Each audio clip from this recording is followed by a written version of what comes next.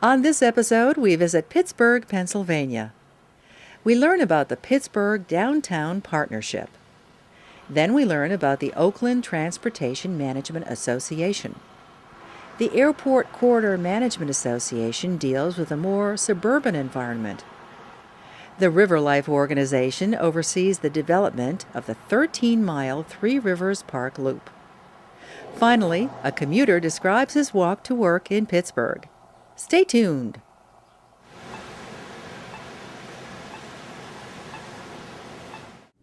We're talking with Lucinda Beatty, who's Vice President of Transportation and Parking for the Pittsburgh Downtown Partnership.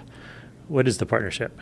The partnership is a business advocacy group in Pittsburgh made up of property owners who and businesses who are concerned about the economic vitality and well-being of downtown Pittsburgh. And as Vice President of Transportation and Parking, what do you do? What do I do? Well, I'm not a transportation planner per se. I basically function in four different areas. We do research, original research to do with transportation issues in downtown Pittsburgh.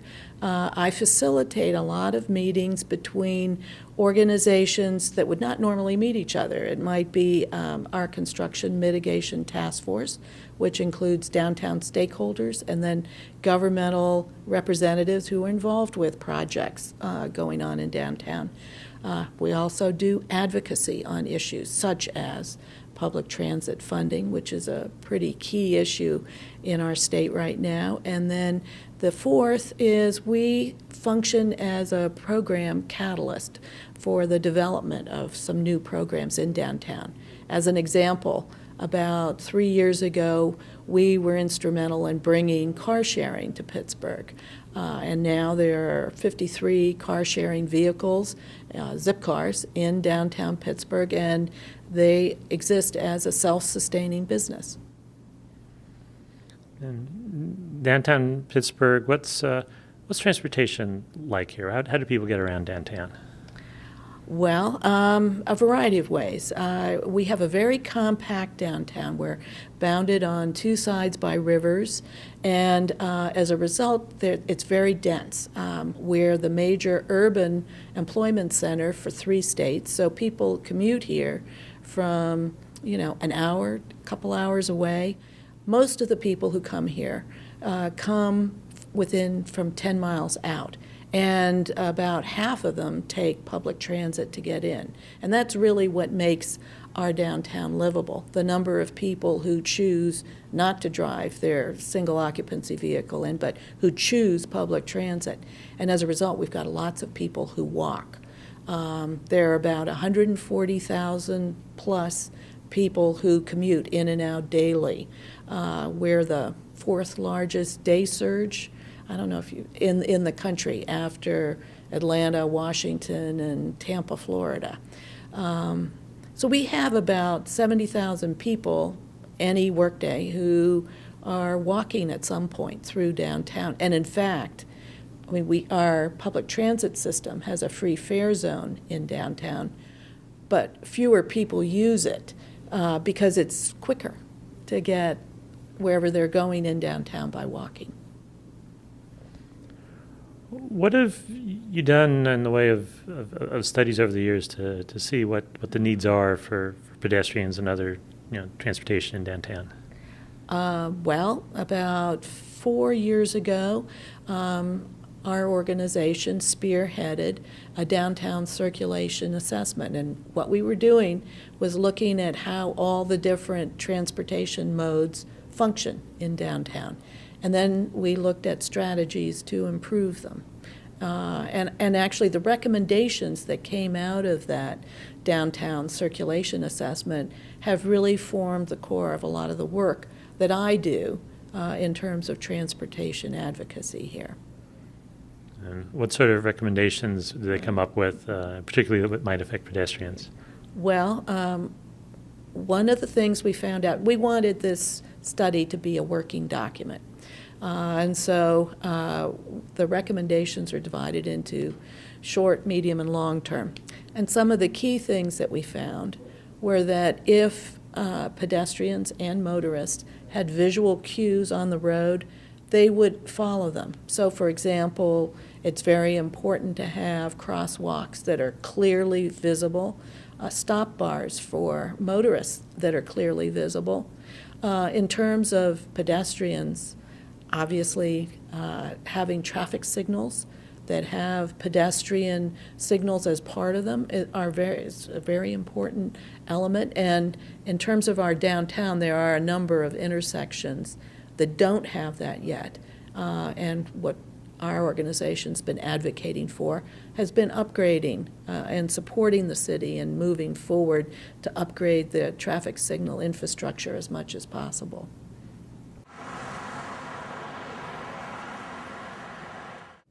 We're talking with Mavis Rainey, who's Executive Director of the Oakland Transportation Management Association.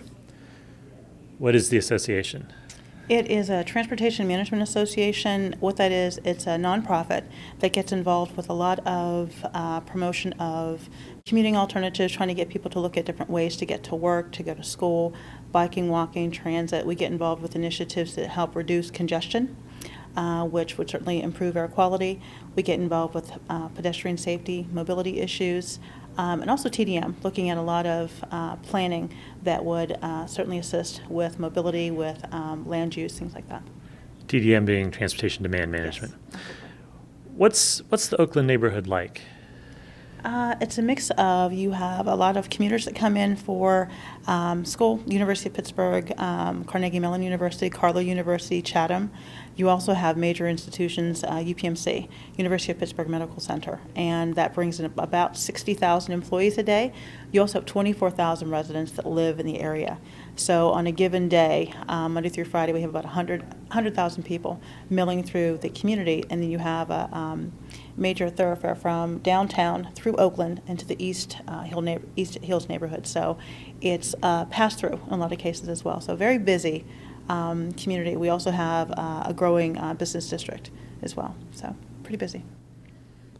Now, when you get busy trying to deal with all these people moving to there and through there, what sort of things can you do? Well, one thing is we actually partner with a lot of the institutions to try and get them to communicate to their employees about thinking about different ways to get to and from work every day.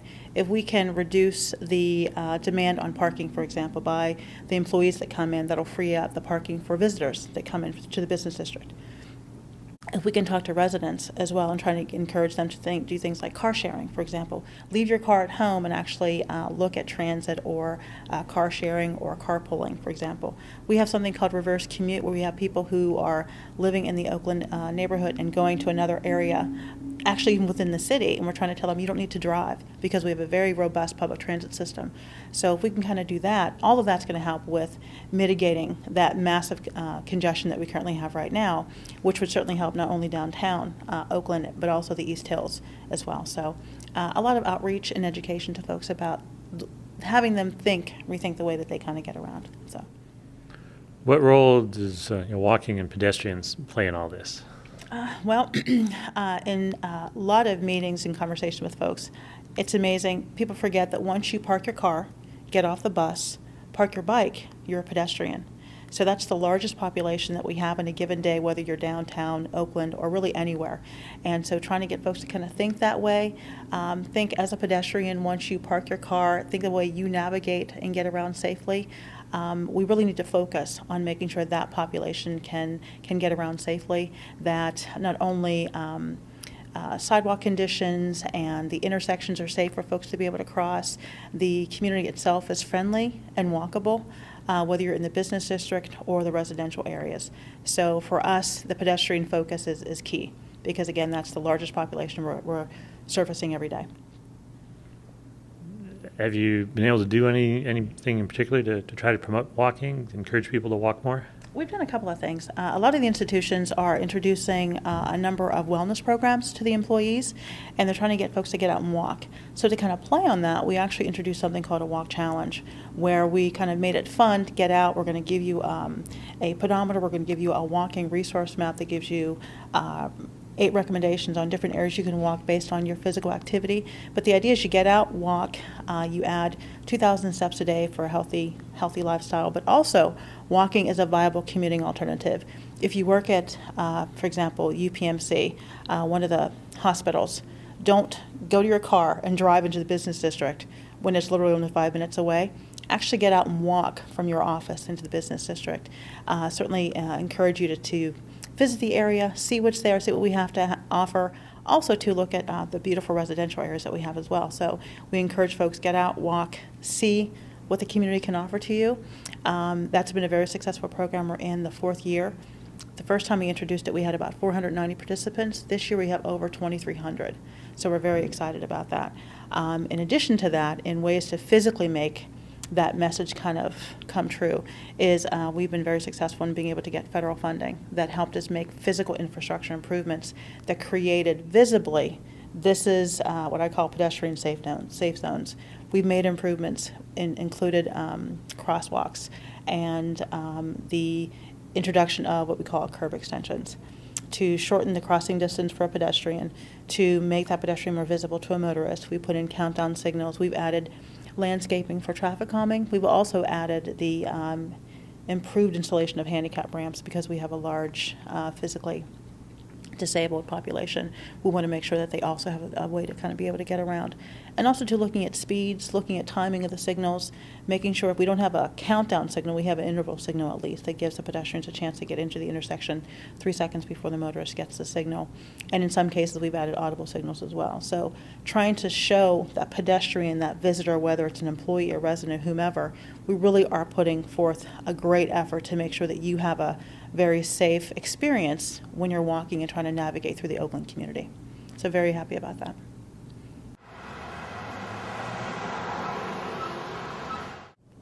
We're talking with Lynn Mannion, who's Executive Director of the Airport Corridor Transportation Association. What is the association?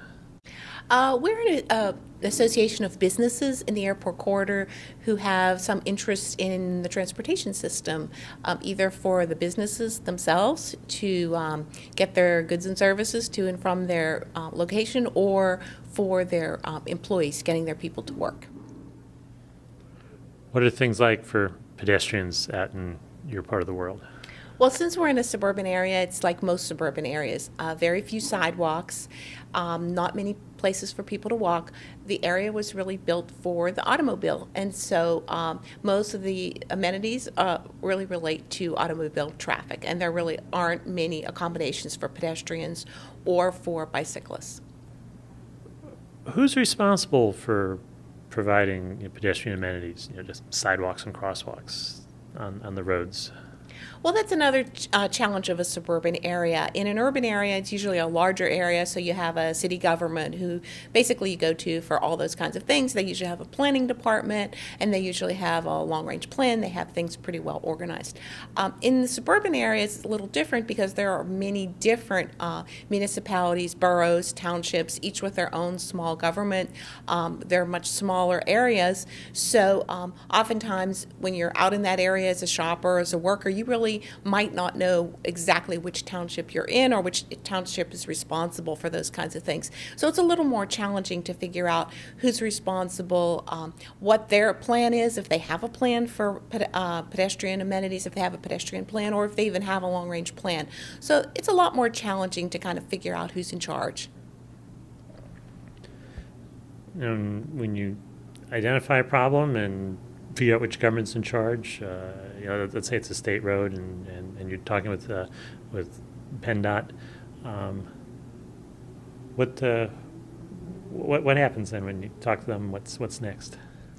Well, because there are a lot more entities involved, it requires a lot more cooperation. So we're not usually, when we look at a project, especially if it's an infrastructure improvement, we're not just looking at the local government. We're also, as you said, looking at the state government, looking to the federal government most of the time for funding, because most of our funding does come from the federal government through the state and then through the Metropolitan Planning Organization, which is another entity that we need to keep in very close contact with because all funding is approved through the Metropolitan Planning Organization.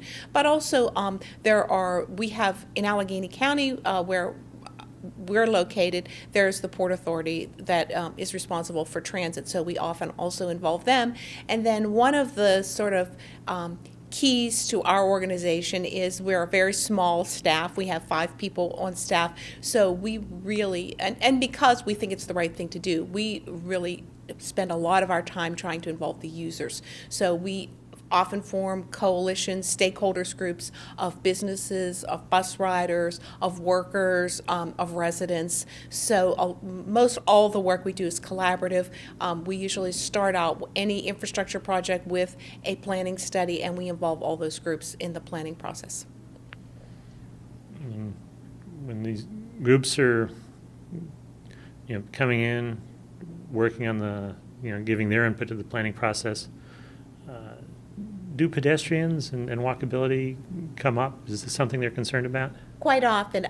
For example, a couple years ago, we did a mobility study in the airport corridor, and what we had, we not only have public meetings. A lot of times it's difficult to get people to come out to public meetings, or you usually have the people who usually go to public meetings come out, and you kind of get a lot of the same responses. So we've really been relying a lot on internet surveys, and even one-on-one surveys where we go out, stand at the bus stop and ask people questions. So from all those sources, we put together a list of questions. We got the responses, we tallied the responses, and then we went out again a second time to the public and said, of all of these amenities that you would like, what are the most important to you? We did the same with our stakeholder group, which was more the professionals, the engineers, the transit people, and we asked them the same questions. And then from those 2 groups, we sort of combined the rankings, and we came up with what are the most important projects to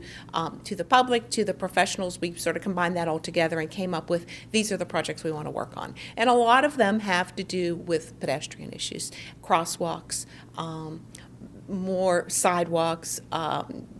We actually, in our area, we have the Montour Trail, which is part of the larger trail that connects between Pittsburgh and Washington, D.C. So that's a great amenity in our area. It's not usually very well known by the people who drive back and forth in and out daily to work. So one of the things that came up is we need a better connection, more visibility between the Montour Trail and the business district. Suburban areas frequently have, little shopping malls, little strip malls.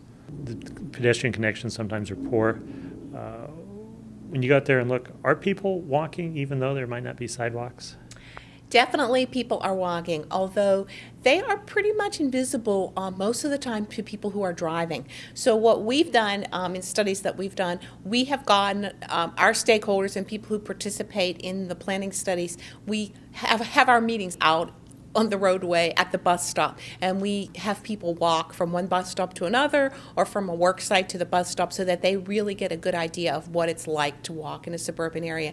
And mainly, invariably the response that comes back is, I never knew it was like this. I never knew it was like this to walk. And then lots of times people come back to us and say, I've noticed that there are people now walking up and down the hillsides. I see the desire lines in the grass, that there are people out there walking. One of the challenges that we had when we went to our Department of Transportation and said, we need more pedestrian amenities, the response came back, well, it really wasn't built for people to walk, and there aren't people walking out there. So what we had to do is go out and do counts, pedestrian counts, to see and document on maps there are people walking. These are the number of people walking. These are where they're walking to and walking from.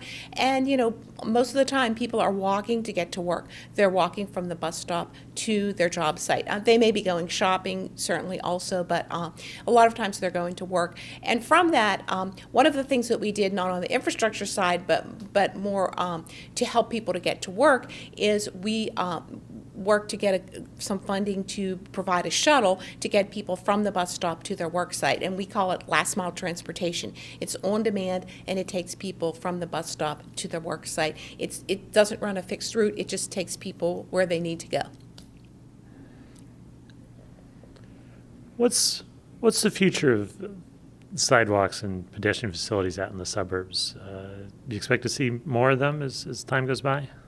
Well, Certainly, we hope so. That's our goal. We've mapped out in our area where the most critical need for sidewalks are based on our study. So we actually have a map that shows, red, this is most critical, yellow, this is the next phase, and green, the final phase of putting in a complete sidewalk system. But, there's economic times now. I don't know how soon we can accomplish that. I think it's going to require a combination of getting more sidewalks in, getting more people to tell their representatives that sidewalks are important to them. I think also the shuttle that we have is important, so it's another means of getting people around in the suburbs. But certainly, suburban retail areas are no longer only for single occupant vehicles driving from big box to big box. There are a lot of other people out there, and so there need to be a lot more forms of transportation rather than just people driving in their cars. So we need more transit, we need more pedestrian amenities, and we need a way for bicyclists to get around as well.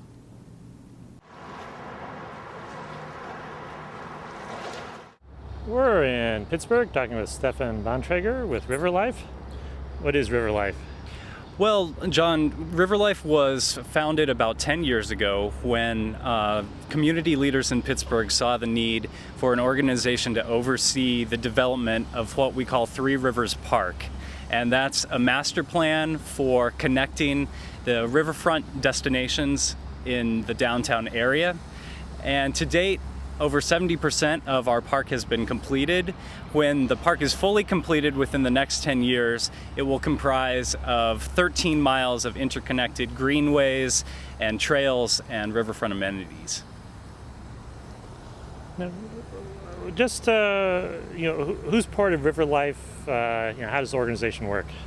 Sure, we're a public-private partnership, and Riverlife's role is to work with property owners and project partners and stakeholders and also city officials to get everyone to the table to build these riverfront amenities. And if you know anything about Pittsburgh's past, you know that in the past, Pittsburgh had the tendency to put a lot of industry right along the rivers. So you had scrap yards, steel mills, junkyards, basically cutting off people in neighborhoods from riverfront access. Along the way, there's been a lot of different property owners along the riverfronts. So Riverlife's main job is to get all of those, that patchwork quilt of property owners to the table to discuss how we can come together to create public access, create riverfront green space, and also eventually restore environmental natural habitat and deal with issues like stormwater runoff. You've been going at this for almost a decade now. Is that concept that the riverfront can be, a wonderful public space rather than wasteland? Is that caught on? Do you have trouble convincing property owners that this is a good idea? 10 years ago, the answer would have been yes, it's extremely challenging. But over the past 10 years, we've seen people really embrace the concept of building these riverfront parks. We see private property owners embracing the concept of putting a public trail through their property because they understand that not only does it enhance their particular riverfront business or restaurant or entertainment facility, but it draws people there on foot, on bike. And so we really see a lot of property owners embracing the concept. And over time, over the past few decades in general, Pittsburghers' attitudes towards its riverfronts have changed to the positive. Whereas in the past it used to be, stay away from the riverfronts, they're dangerous, they're dirty. Now we see people really flocking to the riverfronts on evenings and weekends for recreation and transportation. What park are we in, and what's going on here, and how's that symbolic of what's been going on elsewhere in the river? Sure, this is Point State Park. It's a historic park that was actually part of Pittsburgh's revitalization back in the 1950s, 60s, and 70s. This used to be a brownfield site where there were factories and a lot of industry. All of that was cleared, and the park opened in 1973 to the public and has been a symbol of Pittsburgh's commitment to making itself environmentally friendly. However, over the past few decades of use, the park has withstood a lot of damage and wear and tear, And so right now, Point State Park is in the middle of a top-to-bottom renovation, which began back in 2008. It's projected to be completed in 2012. And not only are the lawns and the woodlands being replaced and re-landscaped, but we also have some really wonderful new promenades along the river that are going in here behind us, which will further connect to the trail system of Three Rivers Park. We like to think of Point State Park as the crown jewel in a green necklace of sorts of riverfront destinations. So we're very excited that this major piece of Three Rivers Park is getting the renovation. We're in Pittsburgh talking with David Mailhorn, who works for the University of Pittsburgh. How do you get to work each day? If I can, if the weather permits, I'd like to walk. I live in Morningside. That's about, I'd say about 4 miles from Oakland, where the Research Institute is. What's the walk like? Well, it can be an adventure because if we go right over the topography of the city, it involves a couple of pretty strenuous hill climbs. So by the time I get to work, I've had a good workout, but also I've had a couple of scenic opportunities to look over the city from the tops of these hills. And if you feel like avoiding the hills, what's involved in doing that? I can follow the bus routes, and if I really succumb to temptation, I can jump on the bus. And in terms of pedestrian amenities, sidewalks, crosswalks, and so on, do you have them on your route? We've got them. They're in various states of repair. Our neighborhood here is probably about 70 or 80 years old, and we go through some neighborhoods that are even older on my way down to work. And of course, once we get into the university communities, those sidewalks and amenities are usually very well maintained. Is Pittsburgh a walkable city? Do you see other people walking? I do here in the city center, but we made the conscious choice to rent and then eventually buy a home that was within walking distance of our workplaces. When we moved here about 10 years ago, my wife had a job in East Liberty and my job was in Shadyside. And so we bought a home that was probably about 2 miles. My laboratory grew too large for that facility and has now been moved to Oakland, so that's added a couple more miles to my walk. But still, we made the choice to be close enough in the city to either ride the bus or to walk so that we could leave our car at home, and that's exactly what's happened. Visit us on the internet at www.pedestrians.org.